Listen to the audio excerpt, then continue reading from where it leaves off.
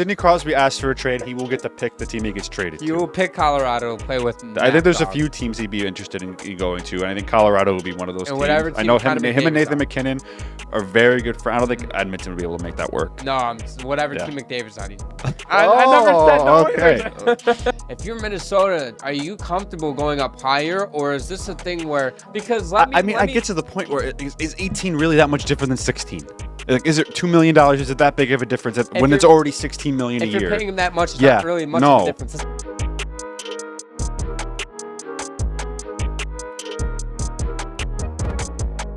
Welcome to the Check It From Behind podcast presented by DraftKings Sportsbook. I'm your host, Zach, as always, joined by my co-host, Preston. We're getting closer, inching closer. I'm finally excited that we're getting training camp next week for the. And then preseason hockey. We're gonna get a Marc-Andre Fleury preseason hockey game. Yeah, it's in Pittsburgh. He's gonna play. I can't imagine. Why would he go play one more game on the road? That's true. Yeah.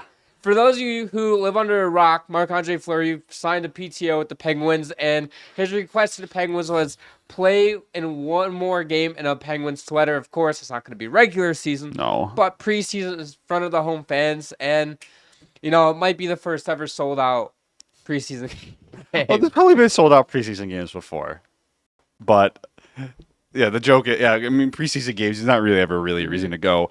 Like I think when Seattle first got in the league in Vegas, they probably sold out their preseason games because people were just excited. Or damn near close, yeah. Yeah, the people were just excited. It's like, oh my god, we have an NHL team. Like this is fucking awesome. Yeah. But yeah, Pittsburgh. There's not really much of a reason to ever go to a preseason game unless you have like a generational talent that you just drafted, and they haven't had that since 2007. And they might get in Evan McKenna this year, which we'll get to later. Yeah, we'll see that there. But I think it's a cool story. I kind of like that.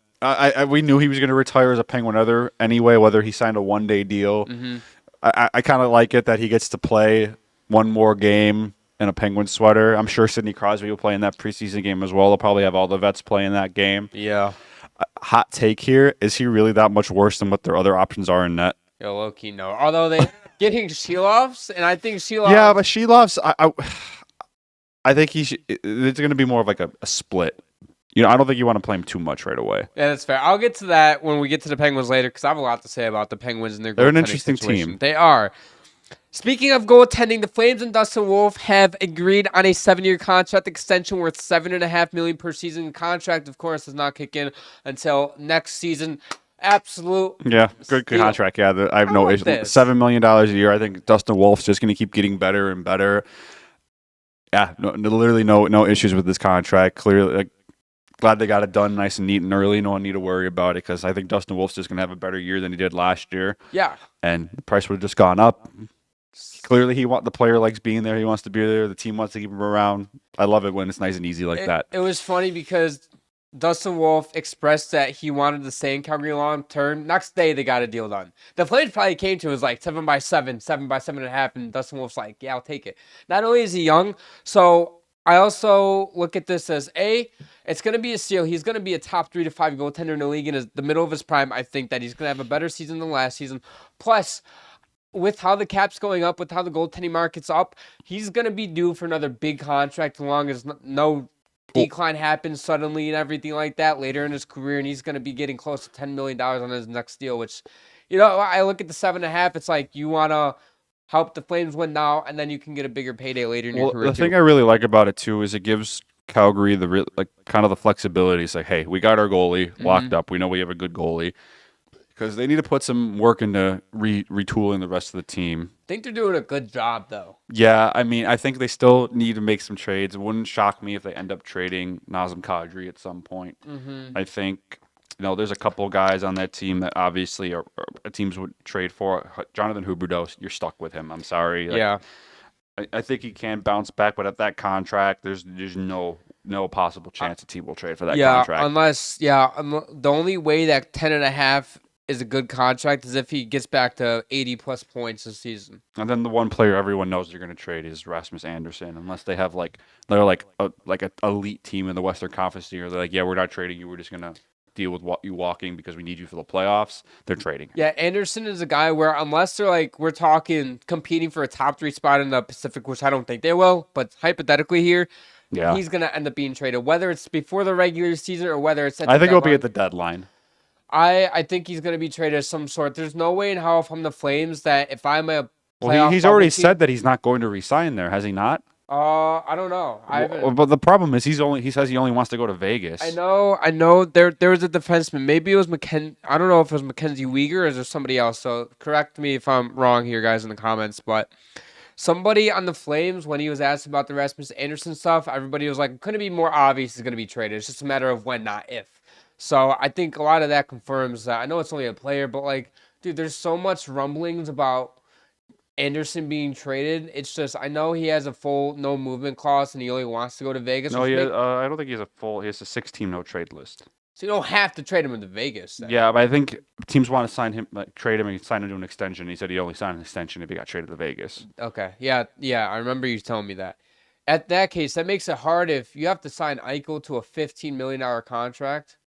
Oh, I don't know. I think from Vegas' perspective, I mean, they always seem to find a way to make this kind of crap work. Yeah. When they traded for Noah Hannafin, they're like, they're not going to be able to get him on a long-term deal. And they did. Found a deal. Yeah. When they did it with Tomas Hertl a couple deadlines ago, did it with that too. Yeah, so if there's a team that could figure it out, I would say it would be Vegas. Yeah.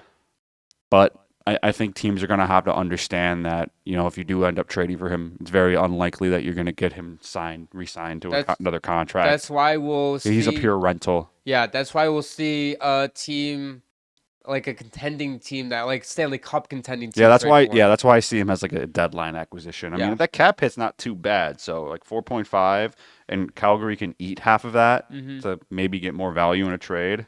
Like the issue wouldn't be trading for his contract now. Again, it would be, okay, is he going to ask for $8 million a season and now I'm needing to make that work? And with the salary playoff loophole or whatever, I got salary cap coming into effect this upcoming playoffs, it's not like, for example, the Florida Panthers throwing somebody on LTIR and trading for his contract and now they're even more stacked. That's not going to fly anymore. Nope. So now you have to make it work in the regular season. So that's going to be interesting. Most teams in the league, if they ate half of that, it was like $2.3 million. A lot of the good teams would be able to eat that.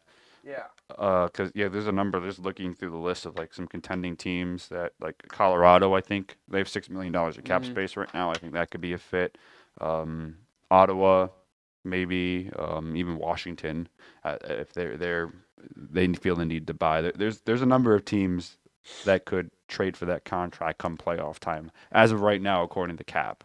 Yeah, and who knows, depending on, I think the cap's supposed to go up to like $113 million next season, so it makes it easier for some of these contenders too to sign him to, let's say, a 8x8, for example, because I don't know how many teams would be willing to give him an extension right away. I mean, I feel like a couple years ago was when his value was the highest, when he had like about 50 points. I know Calgary's gotten a little bit worse since then, but his production's gone down a bit, so I don't know if his price has gone down a little bit, like in contract-wise. I don't necessarily know if it goes down at all. I look at a team like if they're going to trade for him, I think an extension is done right away. I think it's going to be kind of... I don't think so. I think unless it's a team he specifically is okay with signing an extension with, I think he will just be traded as a pure rental. Well, yeah. I think if he was going to get traded and the extension would have been in place, it would have already happened. Well, so you brought up that Vegas is the only team he's willing to sign an extension for. If he got traded, let's say he got traded to Vegas, for example, extension happens right away, right? But if he makes, let's say as the deadline goes on, right? Well, the deadline or the season goes on, and now he makes it like there's 2 teams or 3 teams. Or that's what I'm saying. Like possibilities could open up, but I think if he would have gotten traded at the off, like I think it would have been a draft type of deal, like right at the end of the season, right before the draft, free agency opening up, where a team would trade for him. Because if he's going to sign an extension, then you have to plan that into your free agency spending and your draft outlook on what you might or may or not need. So I don't think he's getting traded till the trade deadline. Yeah, he's if a lot of contenders, like let's just I don't know, take a team in the East for example, like Florida, Toronto, Carolina, right? Let's say they want to trade for him, and Anderson so isn't willing to sign an extension. Yeah, he's of course a pure rental, but this is all gonna be because a lot of times too, like you see players of his stature be like, okay, I'll sign an extension, whatever, but not with the team I'm currently with. Anderson's being very picky right now, and it is what it is. Like I think Calgary would have traded him by now if they really wanted to. Yeah, and they feel like he's going to help their team now. I mean, he does help their team now. I think they would be quite worse without him. Yeah. Moving on here to the Minnesota Wild and more Kaprizov stuff. This is going to turn into an every week type of thing, I feel like, because it's just being made public. And reports suggest Kaprizov turned down an $8 by $16 million contract offer from the Wild. And even bigger, Elliot Friedman, on his most recent episode of 32 Thoughts the podcast, he believes there is a team or two that could offer him a 7 by 18 or 7 by 19 deal if he decided to hit the open market, which is absolutely absurd. Yeah, I don't know if this is a money thing for Kaprizov at this point because Minnesota is clearly willing to pay him. Mm-hmm. Is it a term, or does he just not want to be in Minnesota? Friedman, so I'm all going based off of Friedman here. Friedman does not believe it is a term. He does believe with Kaprizov's injury history and stuff that he wants to sign a long-term deal to have that stability, right? The contract stability. Makes sense. So at this point, it's either, if you're Minnesota, are you comfortable going up higher, or is this a thing where, because I get to the point where is 18 really that much different than 16? Like, is it $2 million? Is it that big of a difference when it's already $16 million a year? If you're paying him that much, it's not really much of a difference, especially for a top 10 player certified in the league. Exactly. Arguably top 5, You look at a guy, and if you're the Wild, if he decides that he's gonna tell you I'm gonna walk, you're not fucking trading a guy. No, because you have because this is a team that thinks they can make the playoffs. If you trade him, you're not making the playoffs. This feels like a Mitch Marner situation where if he walks after the season, you try to do a sign and trade with the team and just get back whatever you can. I think this is a bit different than Mitch Marner because I think Marner was always kind of going down to this point where. I mean, you knew he wasn't coming back, though. Minnesota, I think, desperately wants him back. They're offering him an 8 by 16, which is almost close to the max of what they can offer him. Yep. The only thing, what's the max they can offer? 20? Whatever 20% of the cap is right now. Yeah. So probably a little bit less than 20. Probably, I think 19 is 20% of the cap. But at this point, clearly Minnesota is willing to shell out pretty much whatever money he wants. Like I said, is 18 really that much different than 16? No. And it's an 8-year contract, so they're giving him the term that he wants. At this point, I think it's just Kaprizov. Maybe he wants to see whether their offers are out there. I'm not sure. But as players start to report to training camp, and I know they'll probably have way more conversations while he's there in person. I'm sure his agent will be out in Minnesota with him as well. Because I'm sure he has a Russian agent. Yeah. So, and I think he was in Russia most of the summer. So kind of hard to get a hold of him. Very hard. Especially to have like real contract negotiations. You want to be face to face and these stuff. Well, even so, if he's in Russia, on the other side of the planet, time differences and everything, you really have to go out of your way to schedule. And at that point, are you really having that serious of contract talks over the phone? No. And an international call? Yeah, you're not. It just makes sense. I think we'll see more and more on this. I still think the Wild will have to find a way to get this done because if you lose Kaprizov, then you're fucked. You got a lot of work to do. They still have some good players, but at that point, the franchise player is probably Matt Boldy. Yeah, and no disrespect to Matt Boldy, he's not Kirill Kaprizov. No. The Minnesota Wild are a different team when Kaprizov is on the ice, without a shadow of a doubt. If you lose Kaprizov, man, they're not a playoff team. You're correct. Your future plans are shot back 5 to 7 years.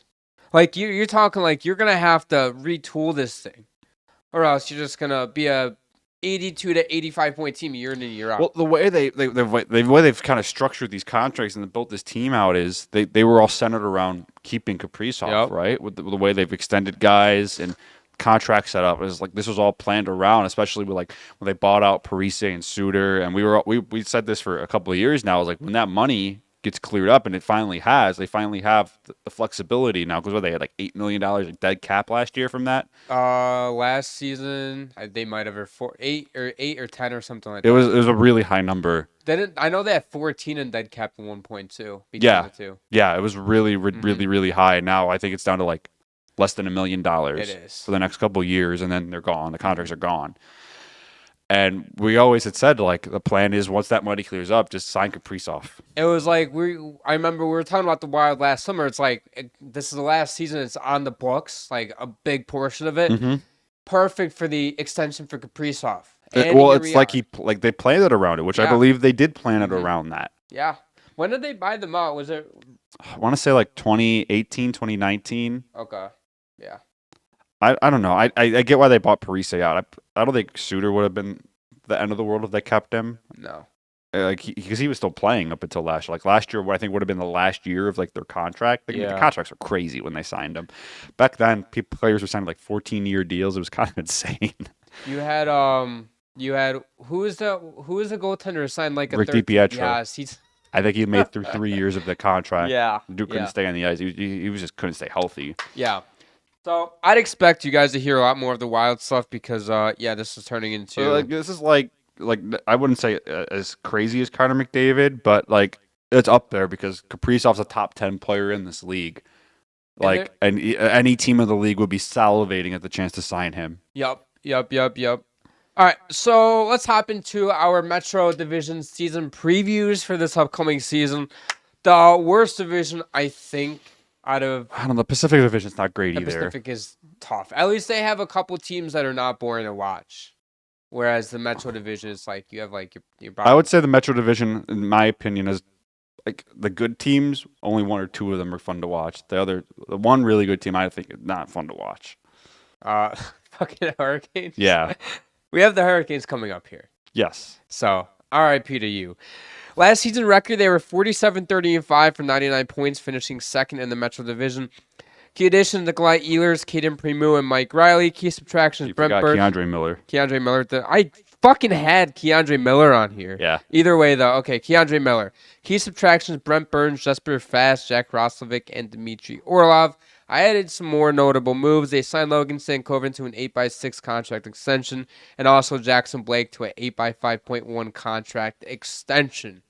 Yeah, they had a great offseason. They had a phenomenal offseason. They got better, yeah. Which is crazy because I thought they were good last season, and then they got better. I mean, we've been on the train for like at least a year or two now with Keandre Miller. Like, get him the hell out of New York. Get him to a place where he could actually play and not have all that pressure on him. I think Carolina was a perfect landing spot for him.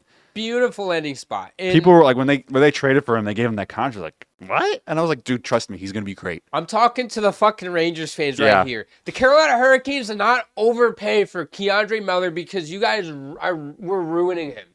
His rookie season was arguably his best season of his career. I think in those couple of years he did need to round out his defensive game, and I think he has. His offensive game took a bit of a step back. And in Carolina, they're going to need him to play better offensively. Yes. They already have shut down defensemen back there, especially Jacob Slavin, who is so underrated, man. Like, this team, I'm telling you, dude, you give them a goaltender who knows how to stay healthy. I'll get to that in a little bit. Yeah, I think that's their biggest issue. Dude, that's their X factor for me. Dude, Frederick Anderson can be so good, except he cannot stay healthy. They don't have a long-term goalie. Like, they have Kochetkov. Kochetkov is like so inconsistent, though. He is so like he can look like a great goalie, and then the other night he's getting pulled against the fucking like Flyers for like letting in 5 goals. Dude, there's some nights. Like, he looks like a franchise goaltender, a guy who's going to take over. He's very chaotic. He loves to play the puck, too. Yeah, for better or for worse. For both. Yeah. I mean, I appreciate goaltenders who love to play the puck. I mean, you don't see it a ton nowadays. Yeah, I wouldn't feel comfortable about him being my long-term goalie. That's why they keep bringing Anderson back every year. Just for... So Kochetkov last season, he played 47 games because, again, Anderson couldn't stay on the ice.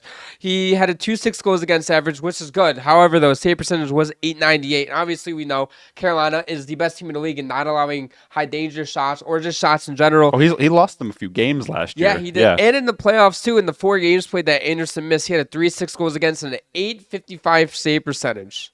And 2 penalty minutes, too. I mean, like... the roster is one of the better ones in the entire league. Yeah, they're great. They have a great all-around roster. Their biggest weakness is goaltending. Give them a fucking goaltender, and they're going to the finals, dude. I'm sorry. I know maybe it's me overhyping them. No, they're good enough. I mean, they got to the conference finals again last year. They didn't really look like they had a work. They kicked the crap out of the Capitals last year in the second round. They also handled the Devils as they should have because the Devils had like half of the team left. Yep. And then Florida stomped them. They couldn't score. I mean, I look and the goaltending they got in the conference finals wasn't bad. It was They not just bad. could not score. And then when Anderson started off the playoffs, he was the best goalie in the playoffs. Dude, yeah, he started off with like a goals against of 1.5 and a 940 save percentage. Yep. And everybody was like, "How are you gonna do this?" And then he got fucking hurt. And then he got hurt. And then we're like, "This is bound to happen every year." The one game in the conference finals last year they won. They literally played a perfect game. They had to. And they wanted to beat the Panthers. They had to play 4 perfect games out of 7 games. Yes. You're not going to do that against a team like the Panthers. No. And I say this about, like, Toronto, like, Carolina. Like, you get past Florida, you go into the finals. I think Toronto and Carolina would be a really interesting series. I wanted that series so I would give Carolina the leg up in that series just because I think they're better defensively. Yeah. But Florida as a team, like we said, they can match up really against anybody. Like, you look at the top 6 for the Hurricanes. Ehlers, Aho, and Svechnikov. I really like Ehlers. I think he's going to be a really good addition. That was a great signing. Yeah. And all the rumors of him going to Carolina, like, it was just the perfect. It seemed like a really good fit. It did. He goes from a Winnipeg, which I believe is the smallest market in the league or something like that. Yeah, smallest. To Carolina, which is also a small market. And now not only a U.S.-based small market, so you don't even have as much spotlight on you as possible. And not even that was an issue for Ehlers and Winnipeg. No. It's just going to a contending team that had money and that had cap space. Winnipeg's pretty damn good, too. So they are pretty fucking I think it was just the best fit for him and his family and where he wanted to be. Mm-hmm. Yeah, I mean, a lot of times, too, it's more than just contending or... Well, it doesn't help that it does help that he is going to a contending team. That is true, but also, like, where is the team located to? Some people might prefer to play in California, whether the team's good or bad. Some people may want to go to a contender, right? Like, it doesn't matter. A lot of these players have different stuff going through their head when they hit the open market. And their second line with Hall, Jarvie, and Jackson Blake, I think that Jackson Blake and Logan Stankoven are going to be borderline. I don't know about Taylor Hall being a second-line player in this point in his career. Yeah.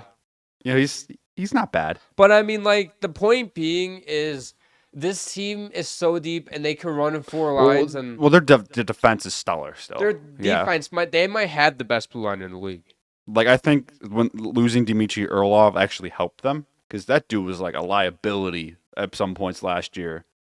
And I know this might sound crazy. I know Brent Burns offensively was great. Defensively, he was a fucking liability too. He was only really out. They wouldn't put him out the end of the game for like a shutdown defensive mode. But that's what they have Jacob Slavin for. Yeah, of course. Like adding Keandre Miller in the back with Jacob Slavin, dude, that line's going to be fucking lethal. Sorry, that pair is going to be absolutely lethal. Like, I know Nikishin or whatever, Hurricanes fans in the media and the team, they're so high on I like they still have Jalen Chatfield. I think it's an underrated bottom pair guy.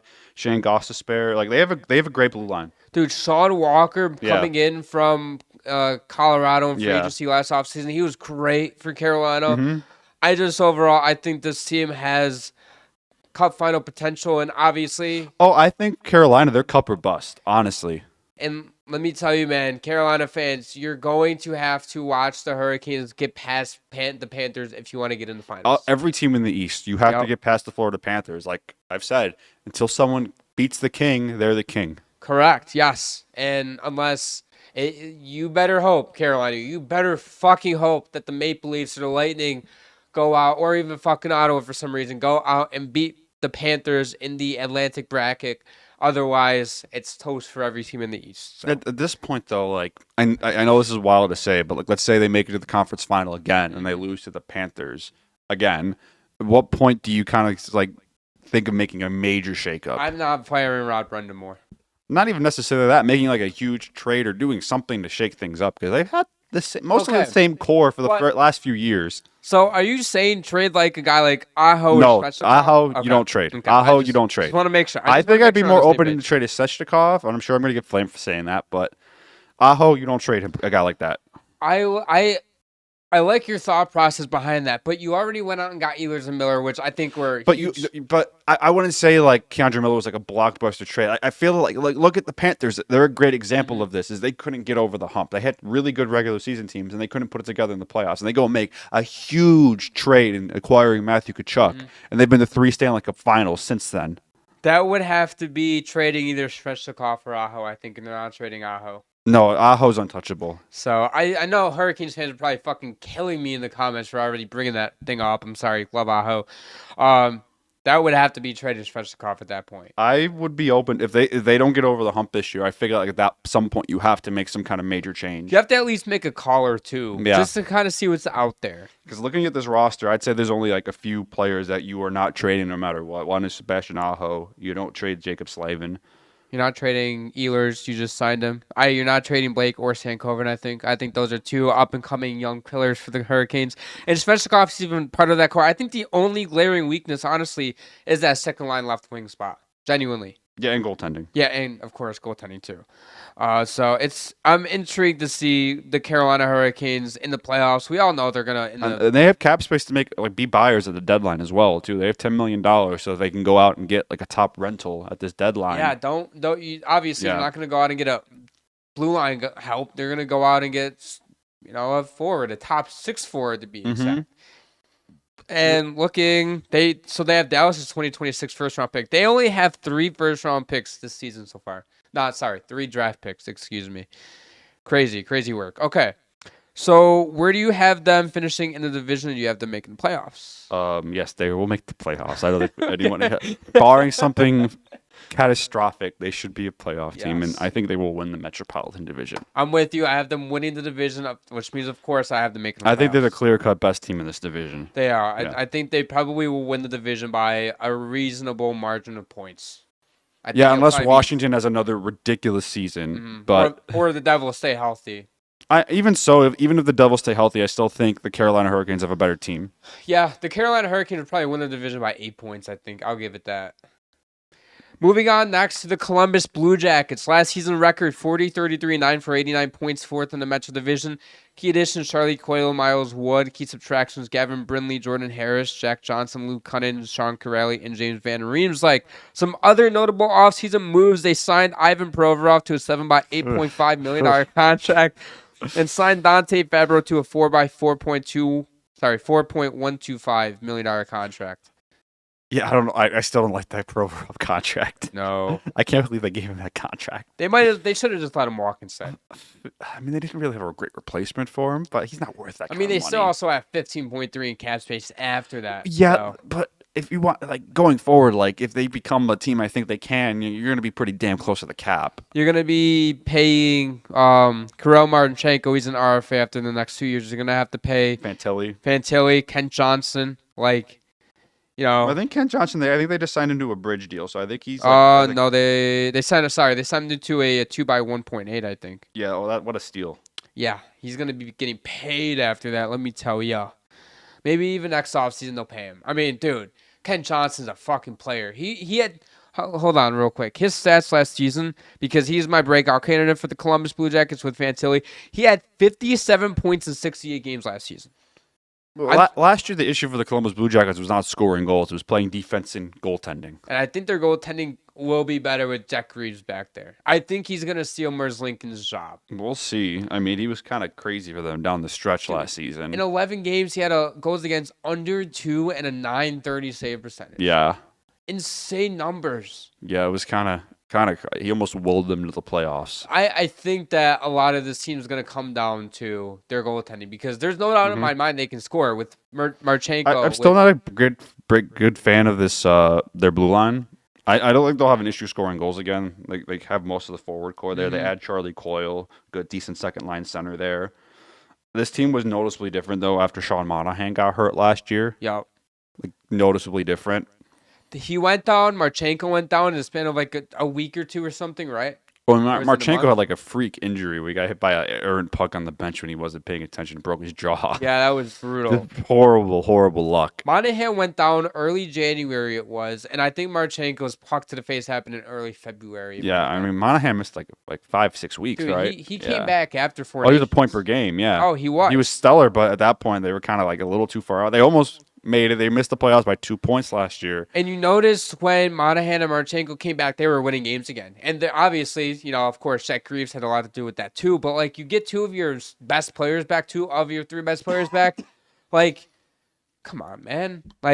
You need to stay healthy. This is a team. They're a really interesting place right now where I wouldn't say they're a for sure playoff team. I think they could be.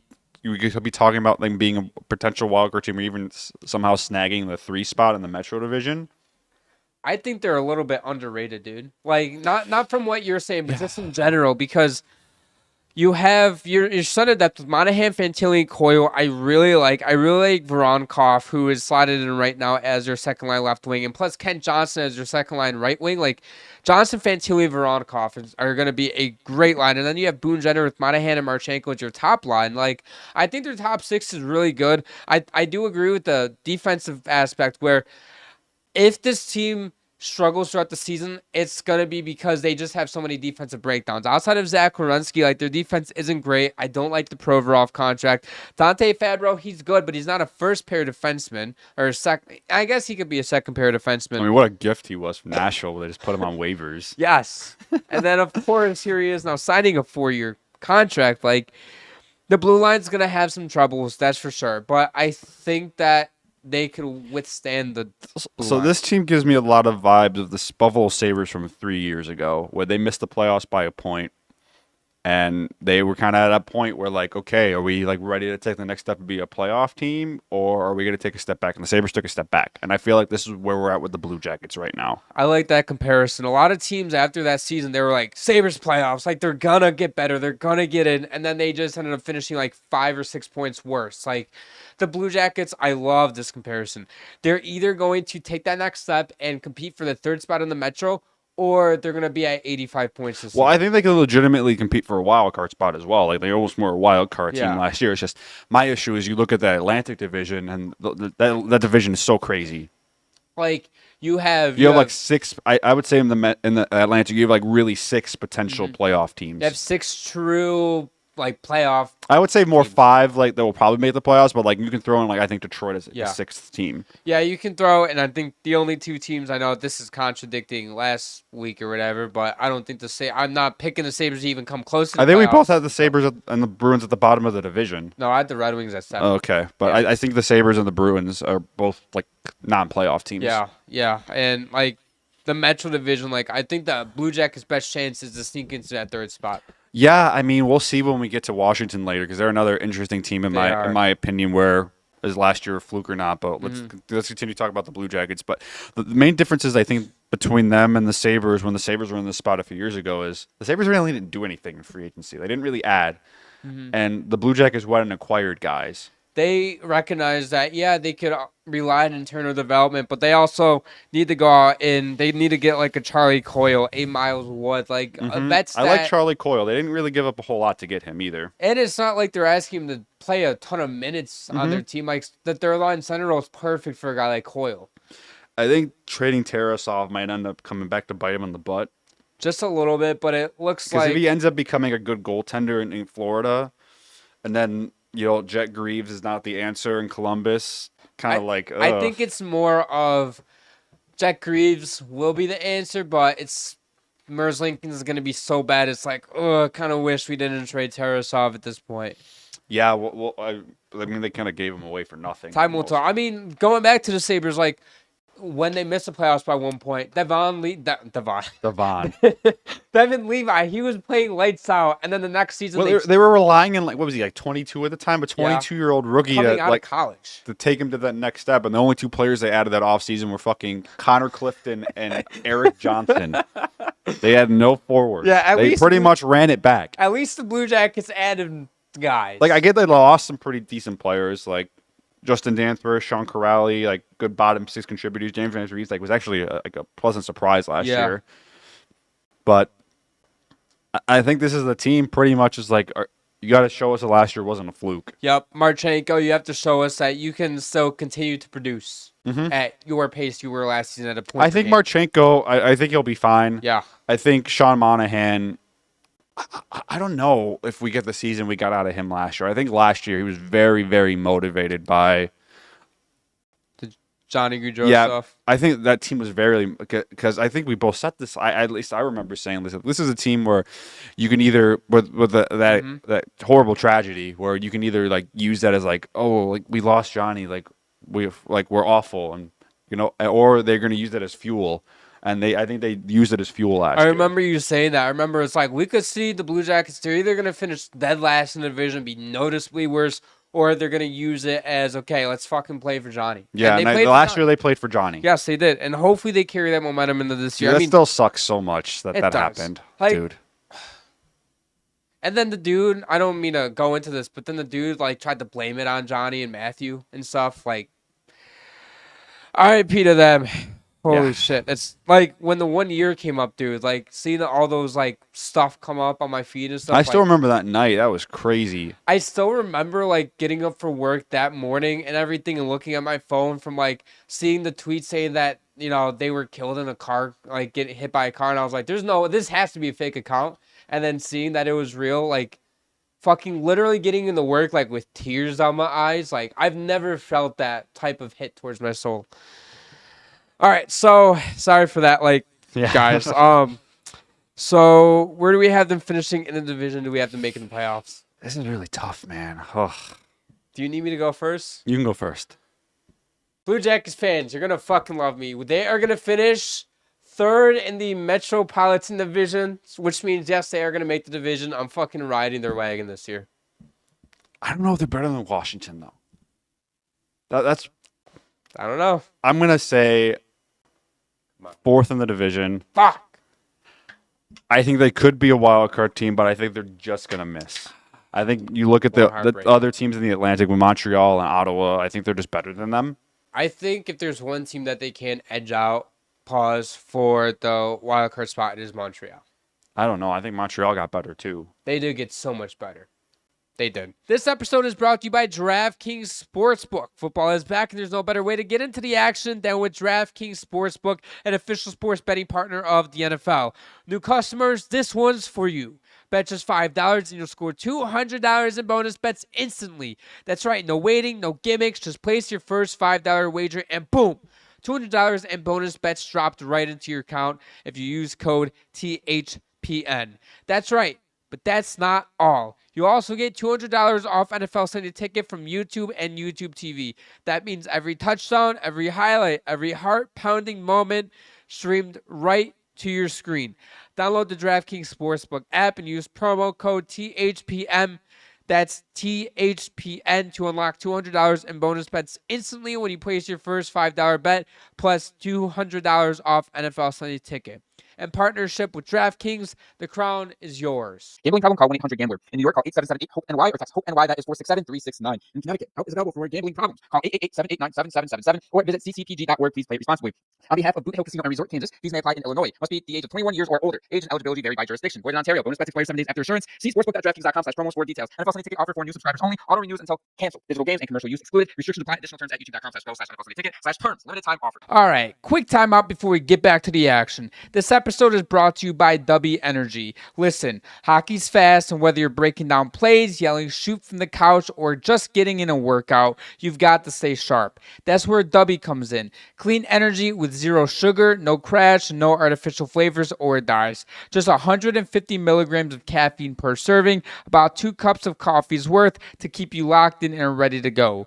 Personally, I use W before the gym, on the ice, and even when prepping content for the pod. If you need that extra spark, whether you're grinding through work, lifting, or lacing up the skates, W's got you covered. Head over to W.GG and use code CFB Pod for 10% off your order. That's W.GG, code CFB Pod for 10% off your order. Fuel up, stay locked in, and let's get back to the episode. Moving on next to the New Jersey Devils. Last season's record, 42-33-7 for 91 points, finishing third in the Metro Division. Key additions, Connor Brown, Evgeny Dadonov. Key subtractions, it's a fucking list. Daniel Sprong, Nathan Bastion, Tomas Tatar, Curtis Lazar, Justin Dowling, Nolan Foote, and Brian Dumoulin. Other notable offseason moves, re-signed Jake Allen, 5 by 1.8, and they also re-signed Cody Glass, 2 by $2.5 million contract. Biggest storyline still, of course, is Luke Hughes is still an RFA. We'll see when he gets signed. We talked about this. We're not going to go too much in depth already. If you guys want to listen or watch our previous 2 episodes, go for it. It's a matter of time when he gets signed. And obviously, Friedman asked Zach Hughes about the contract stuff. And, Zach doesn't necessarily know if it's close or not, because obviously we all know the same thing that he knows and that, all the reporters knows that. It's just again, it's a matter of the money and the cap space and stuff like that. Well, I have no doubt in my mind they'll get a deal done. I think literally it's said as just like they're trying to make the cap work. Yeah, and you look at a team like the Devils, I think that Luke Hughes is going to take the next step. I look at this team up and down. You need a healthy season from Jack Hughes and from the rest of the team. Well, I mean, he had a pretty unfortunate incident. Like, that was just like an accident last year when he broke his collarbone. Yeah, that was a brutal, brutal break for him. Yeah. And then the news, of course, missing the rest of the season was even. Well, that put the nail in the coffin for their season. Their center depth with Hughes, Heishier, and Mercer, it's phenomenal. Their winger depth, I don't know. I mean, it's a little iffy. Jesper Bratt is still a phenomenal player. Timo Meier, he needs to score 30 goals, man. He does. And I'm really high on, same with Devils fans, of Gritsuk. I think that's how you pronounce his name. Coming over from Russia from the KHL, he tore it up in the KHL. And this team is an interesting team because I really like the addition of Connor Brown and Donanoff too. I think that's really great for the bottom six. Great depth additions. I thought they struggled with their depth a little bit last season, and they struggled with their depth scoring. I think Connor Brown and Dadonov both helped that, especially Dadonov, who I felt like had a successful stint in Dallas outside of obviously winning a Stanley Cup with the contender. But they're a team where, okay, you're going to be the second best team in the Metro unless something catastrophic happens, like an injury to fucking Jack Hughes. I still think they're a playoff team. Yeah. There's no way in hell this team does not finish top 3 in the Metro. No way. Literally everything would have to go wrong for them. Like, everything. I like their goaltending. I actually love their goaltending. Markstrom was a huge help for them. First off, he was getting peppered in the playoff series against Carolina. The Devils had nobody left. Dude, they had no blue liners left. Yeah. Either. Like, you had Brendan Dillon out. You had Luke Hughes out. Well, Luke Hughes was play. I think he played the last couple games of that series with an injury. He clearly looked injured. Dude, he could not even, shoot. Yeah. The Devils are a team where now I don't necessarily think they're Stanley Cup expectations because you just have to, focus on winning a playoff run. I know a couple years ago in 22-23, you exceeded expectations with somehow made it to the second round with that goaltending. I really don't know how. But now you're in a very weak division. I know you're probably going to, let's say Carolina does finish first. You might have, a walk in the park going to the second round at this point and facing Carolina. I don't know. I'm never going to say any team has a walk in the park.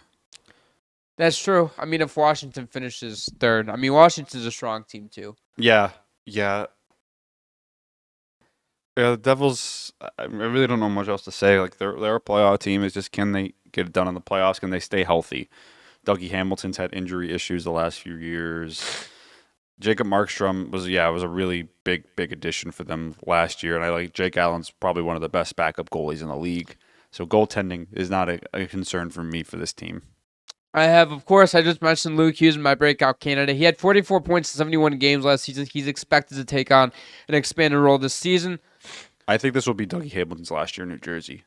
I could see that. If Luke Hughes takes the next step and becomes that clear-cut number 1 D man, I think that makes Hamilton expendable. Yep. Next offseason, he's going to have 2 years left on his deal. It's a very tradable contract. Yeah, he's still good. Yeah. And even if they have to retain some, they still can do that.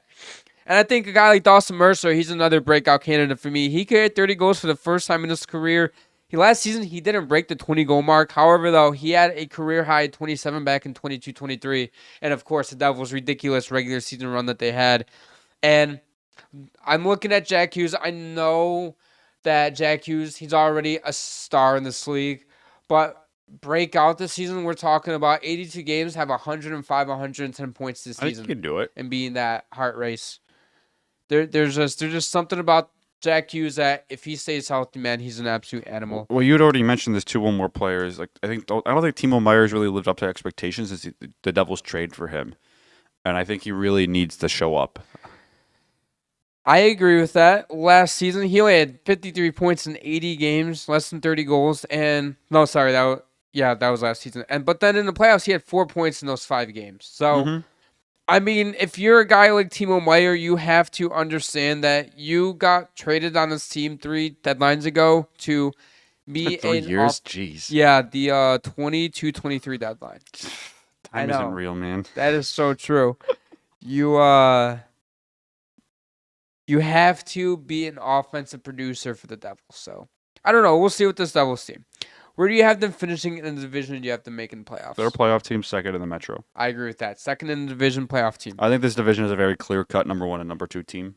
I agree. I think easy number 1 team, easy number 2 team. 3 spot is between 2 teams, and everybody else is, in the division because they're. I think there's a clear-cut two worst teams in the division. I'll say that. Interesting. Okay. I think I might agree with you. New York Islanders, last season record 35, 35, and 12 for 82.6 in the Metro Division. Key additions, Jonathan Drouin and Emil Heineman.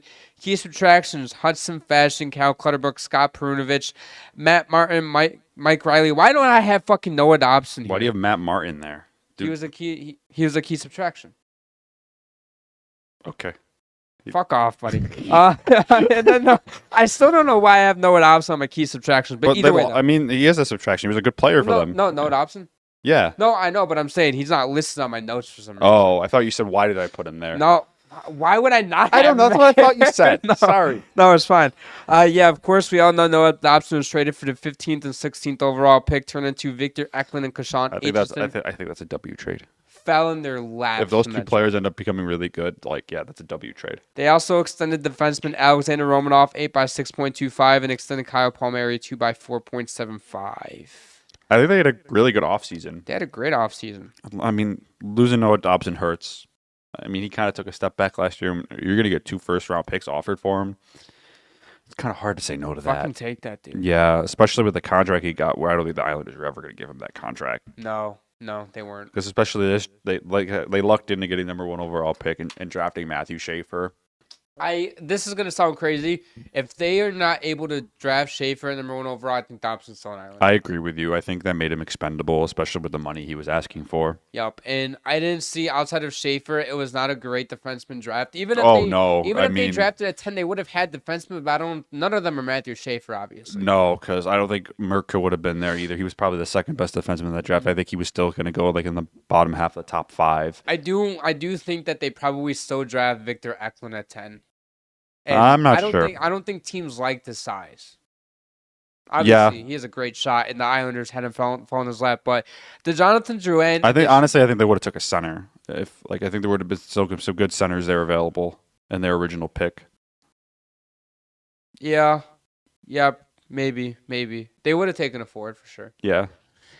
You add Jonathan Drouin, who I think he's a good ad. Underrated player last year. He was one of my underrated players going into free agency.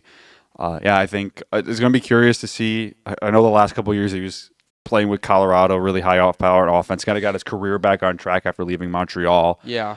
I think he's a good middle 6 guy. I mean, dude, last season in 43 games, he had 37 points for Colorado, 26 assists. But how often was he playing with Nathan McKinnon? That's probably a lot. He had 18 minutes. Because, I mean, they're buddies. It's a crazy stat. So the 23-24 and last season, he had the same exact time on ice average per game at 18-11. That's insane. He was probably playing with Nathan McKinnon night in, night out. I know he's on the power play as well. Yeah. He has a good shot. Yeah, he has a phenomenal shot. He's going to be playing power play minutes for the Islanders. Oh, for sure. Yeah. For sure. I think that this team, again, is so mid. They're average. However, I think they're on the right track, though. Getting the number 1 overall pick propelled their future. It changes things a lot. I think they had an excellent draft, though. They did have an excellent draft. They had an excellent offseason. They didn't need to go out and make a big signing or big trade. I mean, they made the big trade with Dobson, but, Yeah, because they obviously move on from Lou Lamoriello, which I think was absolutely necessary. They have to get younger. They have to adapt their game to the modern NHL. They had too many old, slow guys that clearly wasn't cutting it. I think Matthew Barzal needs to stay on the ice for 82 games this year. Yeah. I think getting rid of, not bringing back Fashion, Clutterpuck, Matt Martin, and Mike Riley I don't think that hurts them at all. No, it does not hurt them. Especially Clutterpuck and Matt Martin. I mean, Matt Martin was going to retire, and then they signed him to a PTO, and then he ended up playing on the team the rest of the year. No other team, I think, was going to even look at him. Nope. This is a team that's going to struggle with goaltending, but not goaltending. Offense. Their goaltending. Sorry. Their goaltending is. I was thinking of goaltending. Sorry, guys. This team's going to struggle with scoring from time to time. However, though, I think this is the year that Barzal, we see him not only stay on the ice, but also consistent offense production. And a guy like, where is he? Hold on. I have a guy in mind, guys. Maxime Tysplikoff. I think that's how you pronounce it. He had 35 points last season, 10 goals, 25 assists. He quietly impressed myself and some other people last season, and I think this is the year where he gets 50 points, and he can break out into getting an extended role for this team. And I have an X factor, of course, being Matthew Schaefer. Darche has already made it clear that a guy like Schaefer is going to obviously have a case to make the opening night roster, and I think he has the talent to make the opening night roster. And if he does make the opening night roster, it's going to be hot great. take here. I think he's going to have a bit of a rough rookie season. I think rookie defensemen typically don't look great their first year. Mm-hmm. I think defensemen take a few years to really round out and develop. I kind of put this as a similar boat to like Owen Power. Yeah. When he got drafted by the Sabres, obviously he didn't come in right away. He played one more year in college. And a lot of people are saying, "Oh, he shouldn't have been the first overall pick." Like you look at that, like that was a bad pick first overall. And a lot of people say that with defensemen when they go first overall. They don't go first overall very often. No. And you look at a team like the Islanders, and they're not super strong. He's going to be put into he's going to have to go through a lot of learning curves this year. He will have some ups and downs, and that's part of being a young defenseman. We see Heiskanen, we see Dahlin, we see Victor Hedman, we see all these other defensemen that are taking 3-4 years to develop. And comparing him to Owen Power, I'm praying that Islanders fans don't kill him when he's still developing in his third year. Like Sabres fans. Those fans are pretty diehard. Yeah, Sabres fans want to trade Owen Power still. So well, Sabres fans want to do anything. They're fucking idiots. I mean, what else do they have to lose at this point? We're Sabres fans, by the way, guys. We're calling ourselves. No, I'm not on the trade Owen Power train. I'm not either. I would flip out if I traded Owen Power. I would literally not become a fan anymore. Yeah, I would lose my shit if they traded him. Yeah. But anyway, another hot take. I don't know if Schaefer was necessarily the best player in this draft. I think it was a situation it was a weak defenseman class. He's clear-cut the best defenseman in the class. And he has the potential to be a top pair elite defenseman. You don't really turn that chance down, especially when you luck in the first overall pick like you did. It's hard to back away. This wasn't, I wouldn't say a really strong draft in general. Outside of top 3 guys, I don't think it was super strong where we're going to see 10, 11, 12 elite guys like we see in some of these other drafts. This reminds me a little bit of the 2020 and 2021 draft where you have those top guys that are clear-cut top 5 overall picks. But after that, though, there's a big drop-off. And I agree with that. I think Schaefer was the second best player in this draft behind Michael Misa. But it was a situation where getting a defenseman like this, already trading Noah Dobson, it's hard to turn down that chance to get a potential franchise defenseman. Right. The second that they traded Noah Dobson, obviously we knew this before, but the second they traded Dobson, it was confirmed that they were going to take Schaefer. I don't think it was a secret. I think everyone knew they were taking him. Everybody knew. Yeah. And then, of course, the contract situation came up with Dobson. There were reports coming around that the Islanders didn't want to pay him the $10 million. I wouldn't. Yeah. I bet you Lou Lamoriello would have paid him. I don't think he would have. I don't think he would have. Not after getting the first overall pick. I think he's a fucking idiot. No. Lou Lamoriello, he was just old, man. He was not an idiot. He was back in his heyday. He was a great general manager. I know he has multiple cups. He's clearly a Hall of Famer. Is he already in the Hall of Fame? He might be. He might be. If not, he's going to be. I don't know. I don't know how the eligibility works if he keeps being a GM. I have no idea. Yeah, he was a great GM for the Devils for a very long time. Even of course, he helped build Toronto to the roster they have today. Not denying that, but I don't think he's an idiot though. He wanted to somehow win with the Islanders, and I think he was a man who I think the game moved past him. I think he was stuck in the old school mentality, and I think it was just time for him to move on and retire. Yeah. Sometimes some guys are really good at keeping up with the game and everything that have been GMs for a long time, like Jim Nill in Dallas, I think is a good example of adapting his management style to the modern NHL. And then you have guys like Lamoriello that are continue that old school mentality, and it worked for a couple of years. They made it to back-to-back Eastern Conference Finals. Arguably could have won either one of them. They both went to 7 games against the Tampa Bay Lightning. Yep. And that was very much with that old school mentality. They had Barry Trotz as their coach. They played a tough physical game. That was their best chance to get to the Stanley Cup Finals. Oh, for sure. They had really good teams. They just couldn't get over the Tampa. And they gave Tampa everything they could handle. I think if you would ask any Tampa Bay player those years when they went to the Stanley Cup Final, the toughest teams they had to play those years were the New York Islanders. That was their toughest. That was their toughest opponent, honestly. So The Islanders, I think they're going to be an 80 to 83 point team. Actually, hold on. Oh, no, sorry. That's the wrong team on my notes. Okay, yeah, I think they're an 80 to 82 point team. I think this team is just, their future is great. I think the NHL roster right now is okay. So where do you have them finishing in the division and playoffs? I think they'll be 6th place in the division, and they're not a playoff team. They're not ready yet. I think they need a couple more years in the oven.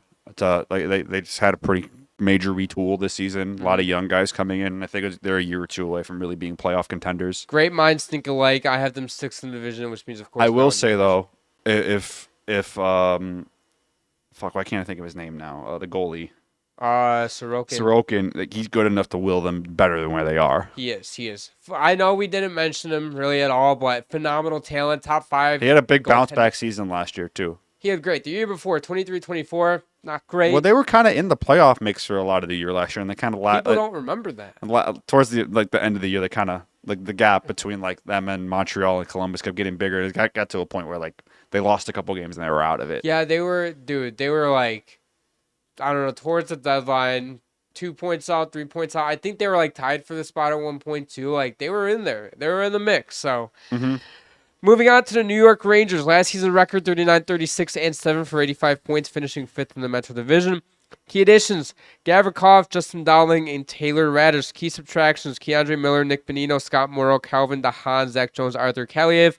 Other notable offseason moves: they re-signed Will Cully, 3x2.9, extended Matt Rempe, 2.9, $175,000, extended Huso Parsonen to 2x1.25. I added those contracts because they are going to be on the NHL roster, by the way. So a team that I think in the Metro has a low floor but a high ceiling. This team could easily be a top 3 team in the Metro if they play to their potential. For sure. My only issue with them is their special team still is not good. It's still not good. They can play even strength. They have the goaltending, but I don't like their power play at all. I know they have phenomenal talents, but just something's not working, man.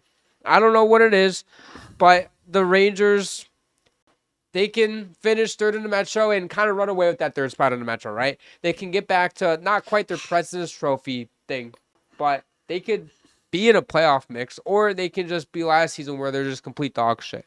Well, this offseason they got rid of one of the old guys that was playing horrible in Chris Kreider. Yep. I think he can bounce back in Anaheim. I think he'll benefit from being in a much different situation than New York, where very much pressure was them to win now. Yep. Especially after winning the President's Trophy a couple years ago. Zibanejad is a player to me that has to bounce back. Has to. Absolutely has to, because he wasn't even that bad last year. He had 62 points. He was a minus 22, but not good defensively. But like he's a player where if he's not producing offensively, he's can kind of be a ghost. And at this point, he's in year 4 of an 8-year contract, full no movement clause. Not very. You can't really trade that contract. And at 32, like. Yeah, and they went all in and they signed JT Miller to an 8-year deal, and you have Vinny Trocheck there for a long time too. A lot of guys, I think, closer to the wrong side of 30 that are under contract for the foreseeable future on this team. That's where I have issues with this team. You have Artemi Panarin, who's a UFA, who I think is going to walk. Yeah, I don't think they can afford to. I think he'll have another 90-plus point season this year. They cannot.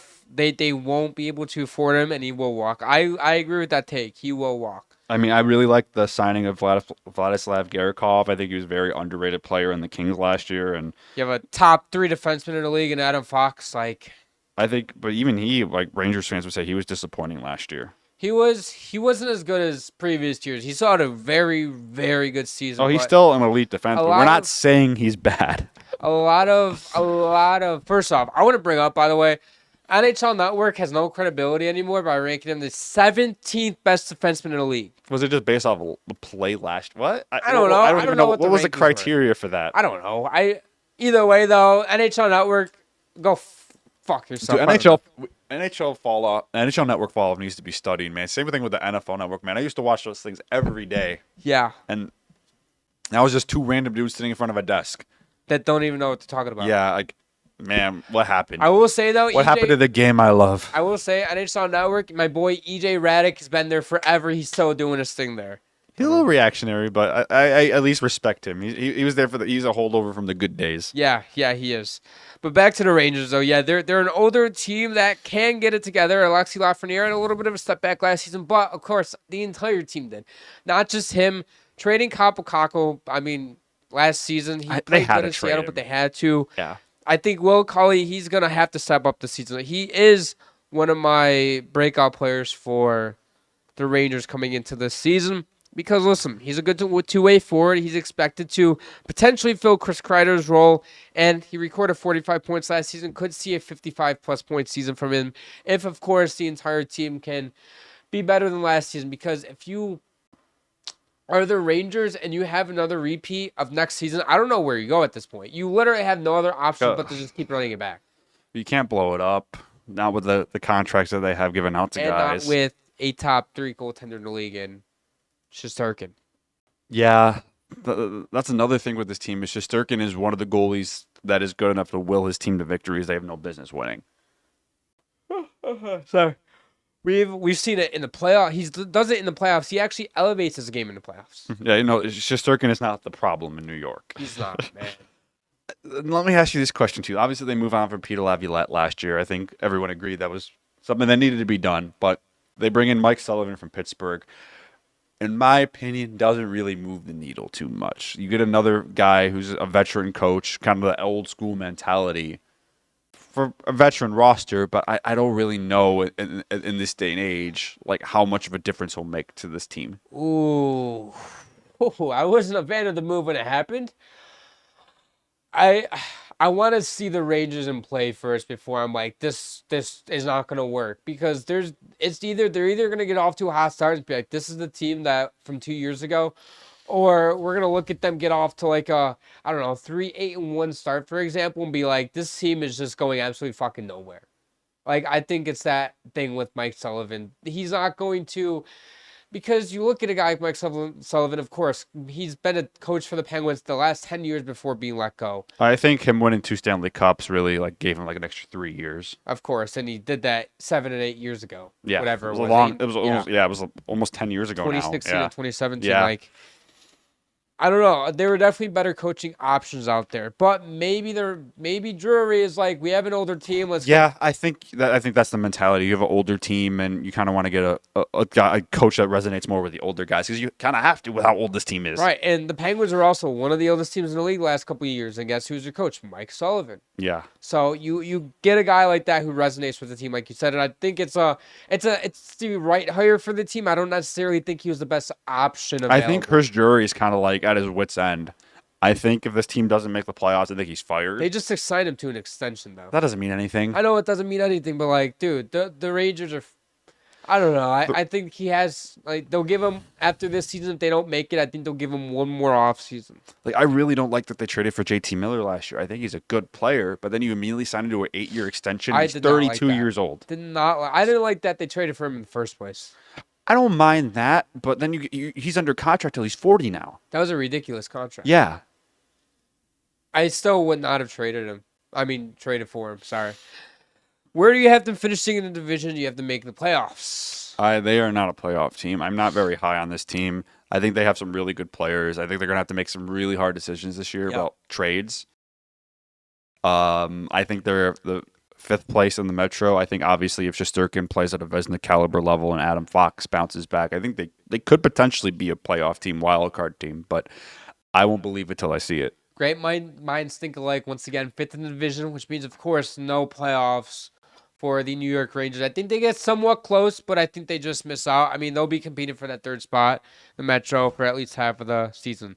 Coming up next, the Philadelphia... Can I set my water bottle on? The Philadelphia Flyers. Last season record, 33-39 and 10 for 79 points, 8th in the Metro Division. Key additions, Trevor Bumzegris. Just kidding. Bounce back season coming from Dennis Gilbert, Dan Vladar, and Christian Dvorak. Oof. Key subtractions, Ryan Paling and Jacob Peltier. Other notable all-season moves, extended Noah Cates 4x4 and re-signed Cam York 5x5.125. So, the first thing coming up with the Flyers, a bunch of mid, except 3 players on this roster.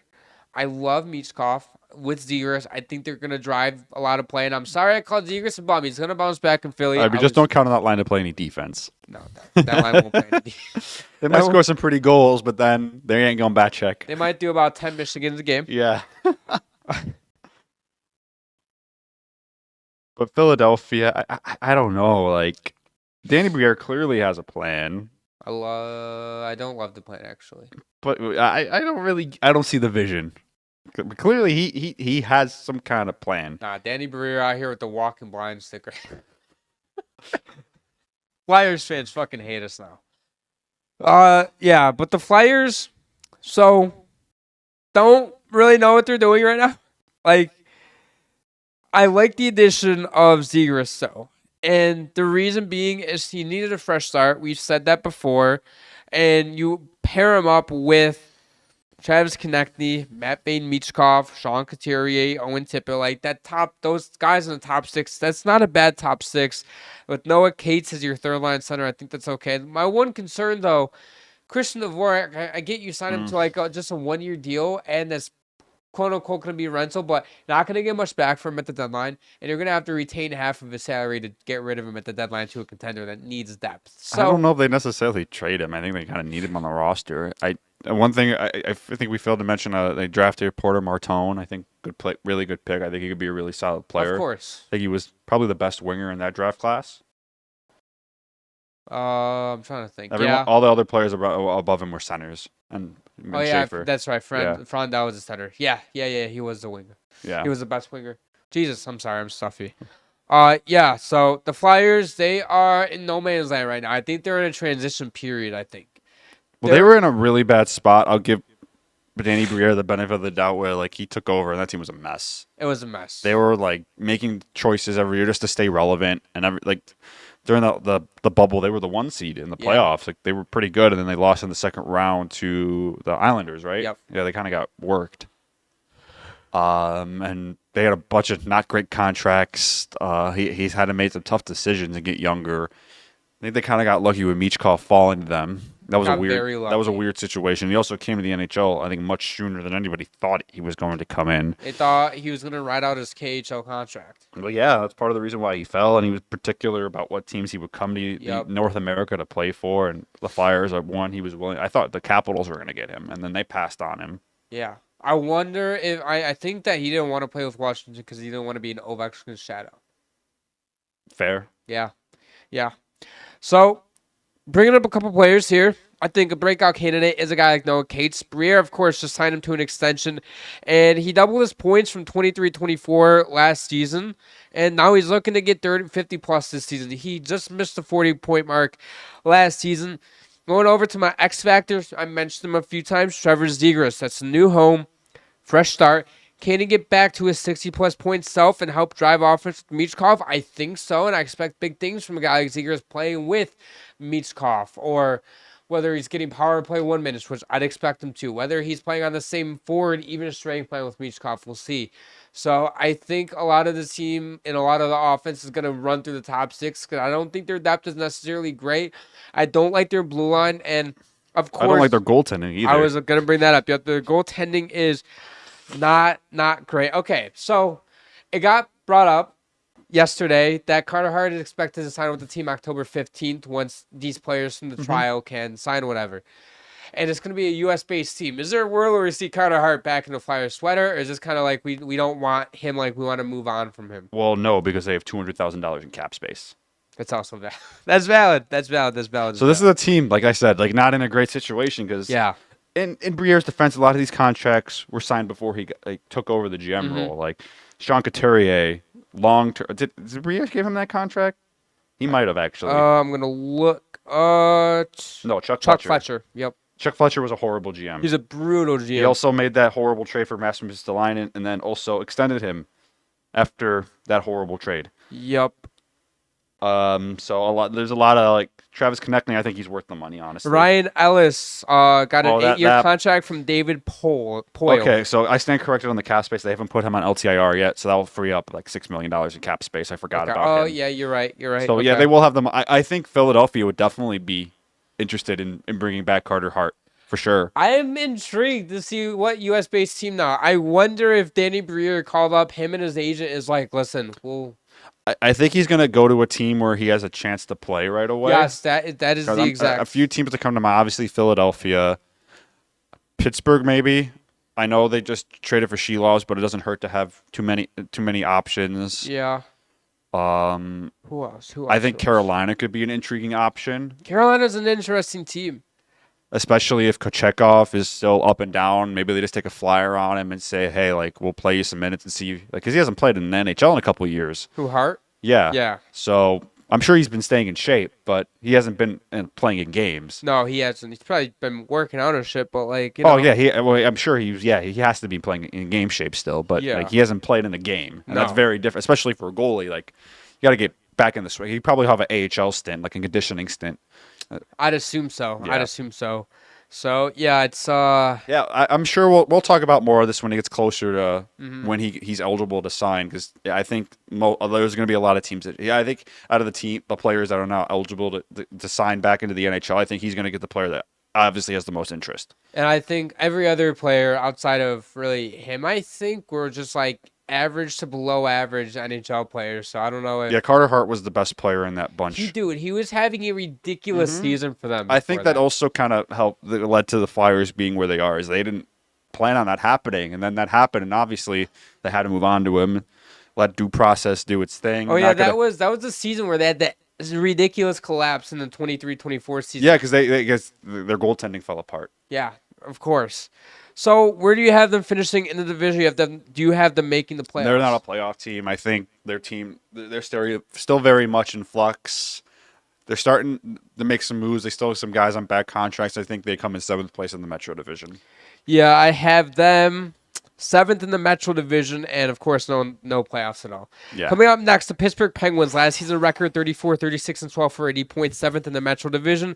Key additions: Arthur Shelovs, Matt Dumba, Anthony Mantha, Parker Wotherspoon. I hope I pronounced that right. Justin Brazeau, Connor Duar, Caleb Jones, Connor Clifton. Key subtractions: Timmins, Matt Nieto, Grizzlick, and Pierre Oliver Joseph. Made no other offseason moves besides those. So, yeah, the Penguins are clearly, I think. My brother's going to hate this if he's watching or listening. I'm assuming he will. The Penguins are clearly the worst team in this division. See, yeah, they're not good. Like, it's weird to say that about a team with Sidney Crosby on it, isn't it? Wait, say it again? It's weird to say say that about a team that has Sidney Crosby on it. Oh, we have breaking news. Oh, yeah? Spencer Knight. He signed a 3x5. What? He's not a bum. He signed a 3x5 8-3. Dude, I don't care. Okay, carry on. Yeah, but it's weird to say that like, a team's not like with Sidney Crosby on it, it's not good. It's not going to be good. You know what I also hate about this entire Sidney Crosby stuff. Please, can we stop bringing up the Sidney Crosby's going to be traded? Shit, rumors. Sidney Crosby will only be traded if he asks to be traded. Yeah, although I would be very intrigued to where he goes. I'm digging into it. I've been on the Sidney Crosby to Colorado train for a few years. I would love to see him play with Nathan McKinnon. All right, you've heard it here first. Sidney Crosby too, the Buffalo Sabres. Yeah, no, I don't think Crosby will let that happen. I would love if Sidney Crosby asks for a trade, he will get to pick the team he gets traded to. He will pick Colorado to play with. I think there's a few teams he'd be interested in going to, and I think Colorado will be one of those teams. I know him and Nathan McKinnon are very good friends. I don't think Edmonton will be able to make that work. No, whatever team McDavid's on. I never said no. Okay. Well, look at this guy. I do like Colorado. Anyway, sorry, Penguins fans. So the Penguins, they're in a spot where they need to blow it up. Dubas, however, though, is in a tough spot. Obviously, you're not going to blow it up with Crosby on the team. You can't. You can't at all. They do have a couple of young guys. They do have Rucker McGroarty, who I'd expect to at least compete for an NHL roster I still don't like that trade. No, it was a rough 1-for-1 trade. That was a desperation trade. That was. And granted, Rucker McGroarty did not want to be in Winnipeg for some reason. But, I mean, it beats me. Whatever it is, what it is. Philip Tomasino is one of my breakout candidates. Last season, he had 23 points in 50 games with the Penguins last season after having a rough start with Nashville and eventually being traded. I'd expect 45, 50 points from him. But outside of that, though, of course, the roster is so old. Like, they just don't really have a ton of youth and young talent that I could be like, you know what? They're going to break out this season. Like, they're just kind of going to be They don't have a great prospect pool either. No. Like, that's part of the problem is they've been so all in these last few years and acquiring rentals at the deadline to try to keep that playoff streak going. And I'm kind of getting vibes from this situation to Detroit at the end of their fall, when they were trying to keep their playoff streak going, when they were first-round exits for a few years in a row, and they had aging guys like Datsuk and Zetterberg and Nick Lidstrom still around, and obviously they eventually retire and move on. And now Detroit's in the situation they've been in for the last few years, where they're just so desperate to keep the gang together. They keep pushing like, oh, we have these amazing players. We got to keep them one more year. And then eventually, Sidney Crosby's almost 40 years old. Mm-hmm. Like, I get he's still Sidney Crosby, but you have to move on. You have to get ready to move on from him. It's a Zetterberg. It's a Lindstrom. It's a Datsuk. Datsuk. You didn't say Datsuk. Sorry. Yeah, I was thinking of Datsuk. Sorry, yeah. I was gonna say Datsuk instead of Lindstrom, and then say either way though. Yeah, it's that situation.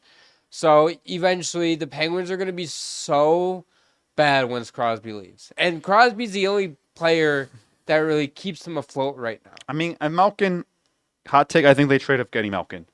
At the deadline? Yes. I know he has a full no movement clause, and if he goes to Kyle Dubas, it's like, I don't want to get traded. I want to finish my career as a Penguin. It wouldn't shock me if he went to Russia next year to play his last couple of years of his playing career in the KHL. I think that is going to be the plan. But I think Malkin is a player you have to look at, and like, he's 39 years old. His last year of his contract. I know he's a franchise legend, and it would feel illegal to see him in another team's jersey. Mm-hmm. But if you can recuperate some assets for him, and he's willing to be traded, I think that's something you really have to think about. The cap's not bad at 6.1. Like that's a tradable contract. If you're Dubas and the Penguins are completely out of it, do you go to Malkin yourself and be like, I know, the plan is for not to bring you back, whatever. Do you want to try to get one more Stanley Cup? And if he says yes, ask him about the trade, give him, ask for his list. Or if he's like, no, I want to just play it out here in Pittsburgh, then don't trade him. I think the right thing to do from a Dubas perspective is, like, if they get to probably a month out from the deadline, they're clearly not a playoff team. Mm-hmm. I think you bring in those veteran guys like Crosby, Malkin, Carlson, Letang, and you have a really serious conversation about where this team's at, and say, look, guys, like, I get you guys are like amazing players, like especially with Crosby, Letang, and Malkin, like franchise legends. Like, I'm here. Here's the plan. You guys all have full no movement clauses on your contract. So if you want to be moved, I'm not going to move you, because they're veterans. At least 3 of those guys, in my opinion, are Hall of Famers. Yep. You have every right to stay. I want to stay here, and I will respect that. You've earned that right. But, like, here's our plan, my long-term plan, and especially with, like, you could look at a guy like Malkin, like Evgeny. I know this is the last year of your deal. If you want to finish out the contract and be a Penguin until the very end, totally respect that. But if you're thinking about going for one last ride, please let me know. Like, at least think about the plan, like, and give the players an option, at least like a month out, to think about what potential options are, to come up with a trade list, and just give them that respect. Yeah, I think that's the most respectable thing you can do. Like, no, they don't say, like, I want to trade you guys. Just like, guys, this is my plan. You guys are leaders on this team. You guys are veterans. You'll have no movement clauses. Tell me what you guys want me to do with you. Stay on the team, or I can trade you to a contender and go out and try to chase. Well, I don't think Chris Letang is tradable. I will say that flat out. How many years did you left 3 on his contract? 3? He's under contract till he's 41 years old. I don't know why I thought he only had 2 years left. Well, he's 3 including this year. Okay. So technically 2 years after this. But he's still under contract till he's 41 years old. Carlson brutal. has 2 years left at $10 million a year. They can eat half of that if they need to. I think a team would trade for him even at 35. Yeah. Malkin, I think, is extremely tradable.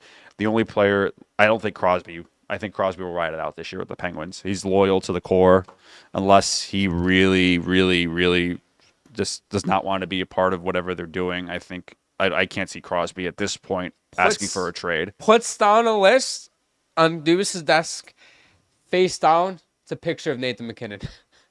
Yeah. And just walks away. Doesn't even say a word. Just walks away. That'd be wild if Sidney Crosby even got traded, but to the Colorado Avalanche to play with Nathan McKinnon. That would be crazy. I would love to see that. That's must-see TV every single night. Oh, yeah. Must see. But there's a few players on the team I think you have to take a look at, like, really trading. Tristan Jarry, no team was going to trade for him. That dude. I think Brian. From what I heard, they had chances to trade Brian Rust this offseason. Yeah. They didn't end up moving him. Buffalo was a team I heard was very interested in him. Talks got serious between those two teams at one point about him. Yeah, didn't end up happening. Ricard Raquel, I think, is one player that I think you can really get a lot for in a trade. He's 32. He has 3 years left at $5 million, but I think at this point he's been their most consistent forward. He had 70 points last year for the Penguins, 35 goals. I think a lot of teams in the league would be very happy to trade for that contract. Yes, you can get. I think you can get a first plus for him. First plus, yeah, especially if he starts off the season hot. Well, I'm talking about like a contender, like a late first round pick plus like a good B tier prospect. I think you can get that's something you can get for that's him. Still a good return for him too. I mean, dude, they're already starting to stack up draft picks. They have. I mean, granted, they only have one first round pick the next 3 years each. But they have 3 second round picks. Seconds, they can use that as ammo to move up to get a player they really like late in the first. Right, second round picks have value to them too. Oh, I would say like first 3 rounds of the NHL draft, even 4th and 5th, like you can get good players there. Like second and third round is just going to take a little bit longer for them to be ready. Yeah.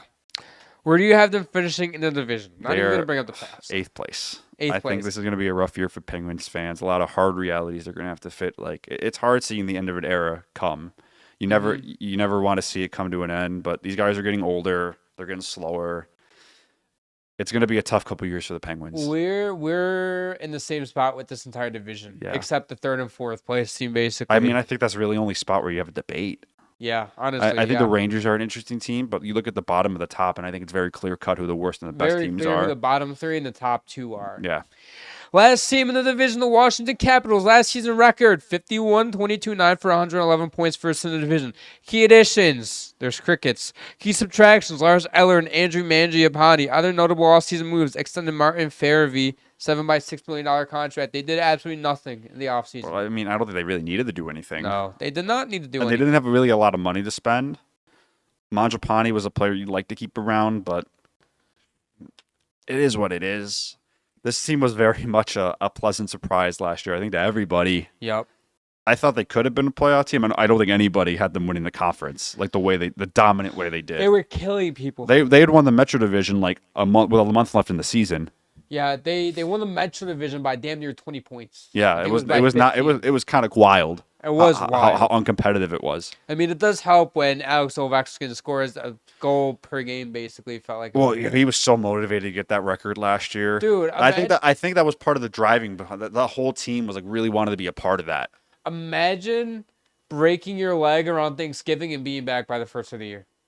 I mean, it was wild. I mean, even at the production he had at his age was just wild. You could tell how driven he was to break that record. And like I said, the whole team was behind him, and I think it was a really big motivating factor. So TJ Oshie went on a podcast. It was a popular podcast. I forgot which one it was. And so he was talking about Ovechkin and not only the goal record, but also breaking his leg. And I guess Oshie or whatever, and Ovi was like, I don't know, maybe in like an air catch or something, obviously, right after he broke his leg. And Oshie's like, man, like, this is tough. Like, you're going to be out a couple months. And Ovi's like, I'll be back on the ice in 2 weeks. I'll be back. And guess what? 2 weeks, he's on the ice with Oshie skating. Crazy work, dude. Yeah, Ovi's... He's built different, animal. Man. He's an animal. Yeah.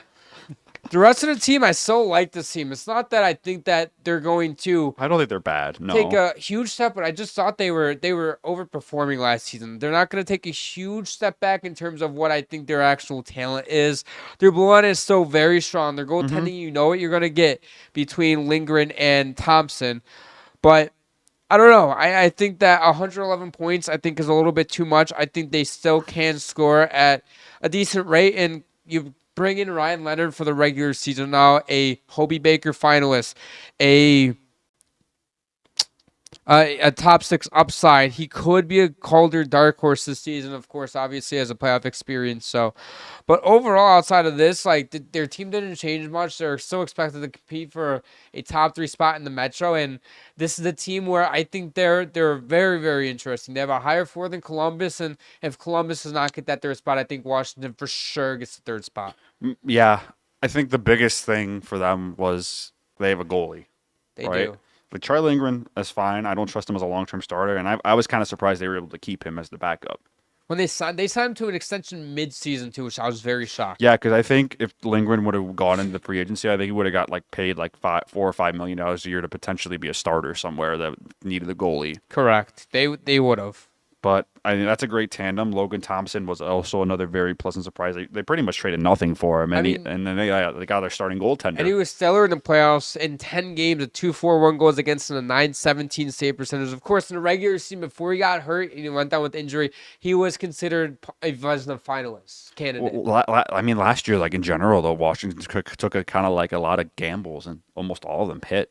All of them hit. Jacob Chychrun, they pretty much bought low on him from Ottawa. He ends up having a career year, and he signs an extension. Mm-hmm. Pierre-Luc Dubois, also, they gave up practically nothing for him. I'm pretty sure he had 60 or 70 points. He had a good bounce-back year, and I think him just being a second-line player on that team has really benefited him. 66 points in 82 games, and it felt like a lot of the pressure was just relieved off of his shoulders when he got to Washington. Well, yeah, when he got to L.A., the contract they gave him, and they were like, you're going to be our 1C after Kopitar retires. That kind of stuff. I don't think he handled the pressure well at all. You come to Washington, they have Dylan Strome. Expectations are low for the team and for the player. LA pretty much just cap dumped you. And you also got Ovi, who's taking all of the spotlight from everybody. Well, yeah, obviously, with him chasing Gretzky's record and now breaking it. Yeah, that whole team. I mean, that whole team I still think is Ovi. Based. Yeah. It really Jesus Christ, I can't talk. It really is. So where do you have them finishing in the division and you have them making the playoffs? I think they're a playoff team. I think they're third in the Metro. I think they're interchangeable with a team like in Columbus. I mean, who knows? Maybe they have another crazy regular season where they even become a top 2 team. I don't think that's out of the question. I agree with you. I think they have a pretty high floor. They do. I have them finishing 4th in the division. Yeah.